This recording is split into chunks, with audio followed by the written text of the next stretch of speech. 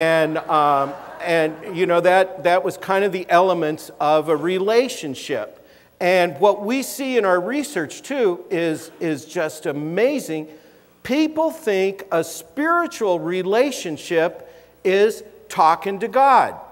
Okay? I talk to God. Well, if Shar was here and in our relationship, I learned pretty quick it's not a relationship if I'm talking.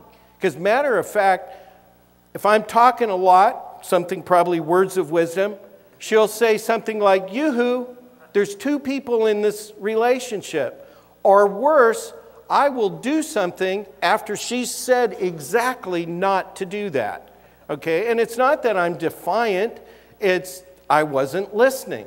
So part of a relationship, in any kind of relationship, is you talk to and you listen to.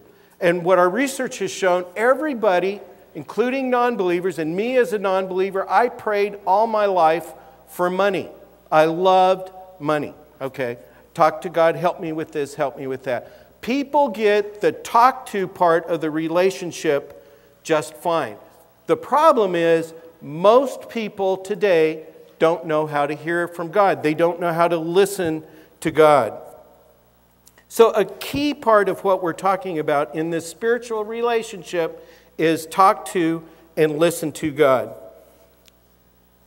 So if you want, if you had your phone and it was ringing right now, and if you want to get the essence of what I'm saying today, if you forget everything else, if you want Jesus near, then daily his voice you have to hear. Okay, if you aren't hearing from God daily, it's just like in marriage. If you stop listening to your spouse, you're going to run into some pretty huge trouble overnight. Well, it's the same thing in a spiritual relation. But there's a lot of confusion about how God talks to us. And the people we survey, we look at, they're clueless as to how God talks to them. And really, there's lots of ways that people tell us God talks to them. Some will say it was my pastor, my parents. Others will say it was my youth director. It was my youth director until he ran off with one of the kids from our program. Well, that's not God talking. That's somebody else talking. Very few people get the connection that the one way you know you're hearing from God is through the Bible. And that is critical to where we're going. If you could turn with me to Revelation 3:20. We're going to start there. I've got a big print Bible and I've got big print notes, so it's not that I'm opening my Bible. I've got it right here so I don't have to do this thing. Okay, start in 3:20. Behold, I stand at the door and knock. If anyone hears my voice and opens the door, I will come into him and will dine with him and he with me. Our research has shown that that's probably the most out of context verse taken out of context in the Bible. Because what people do is they think Jesus is knocking at the door, you let him in, and that's it. It's all about a decision and not a relationship. Well, what's the difference? You let Jesus into your heart. That's all it is. Next, we're all about results in America. So I've been there, done that. I think used to be a pretty big thing.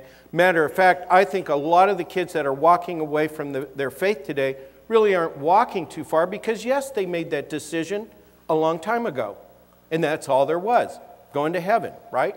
When the big guy in the sky calls you, boom, there we go. Matter of fact, as a kid, I wasn't incorrigible, but my parents tried awfully hard for me to come to know the Lord. I went to church every Sunday, went to prayer meeting on Wednesday nights. I went to a Christian school. They did everything to provide for me. And you know what? I think I accepted the Lord maybe 4 times. I know 2 times at camp. The first time, didn't have the right motivation. You know, some babe went up front, you know, and I had to follow, okay. You know, and I know, well, you know, that probably doesn't count. But then, you know, about the fourth time, I really made a decision.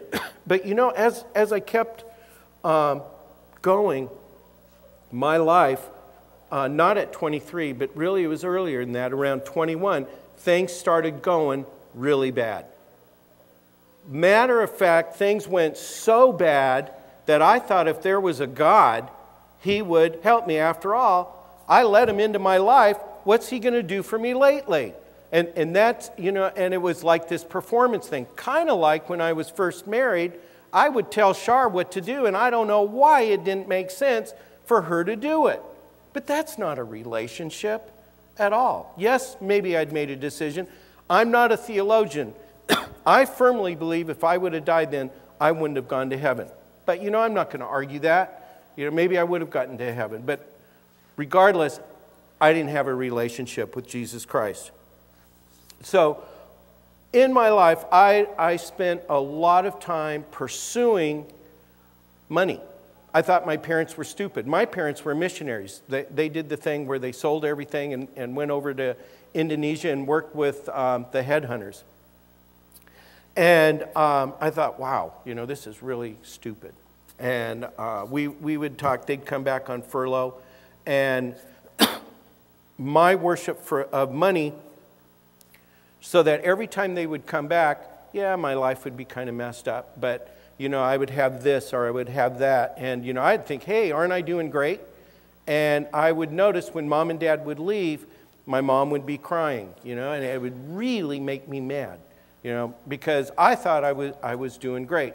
Matter of fact, around the time I was 30, you know, I was into Ferraris and Rolls Royces and just the fast lane. And, you know, I thought that all of this life stuff was a big joke.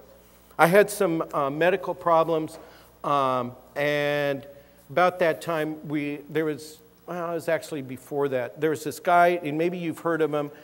He was big out on the West Coast. His name was Geraldo Rivera. And he was going to he wanted to become a reporter. And so what he did was he loaded up a camera in a sports bag, and he went around to places that treated people with mental disabilities, and he filmed these horrid atrocities. And what he did was he put me in business because we researched helping these people, and it was his work that he embarrassed. You've probably heard of this California guy named Ronald Reagan. He embarrassed Ronnie, and they looked for somebody stupid enough to work with this violent brain damage, and nobody wanted to do it. And at that time, I was working with autistic children, and you know, they talked to me, and I thought, well, you know, violent people. They called them 5150s, danger to themselves or others. And I thought, probably not for me. Then I heard that the church, Christian organizations, wouldn't work with this group of people because they were too dangerous. And I hated the church. And I thought, okay, I'll do it. Well, long story short, we were very successful. We ended up having like 30 locations. Peter Jennings, World News Tonight, did this thing on us, and before I knew it, we sold our companies, and I was retired at 46, which is kind of young. I mean, I know you people under 23 think that's ancient, but especially 23 plus 23 is 46, so that's twice as long as you've been around. So what are you going to do when you're retired? And you know, if you're a business owner, if you do it right, when you sell your business, the one thing they want is you not to compete with them. So I couldn't work for like 5 years in what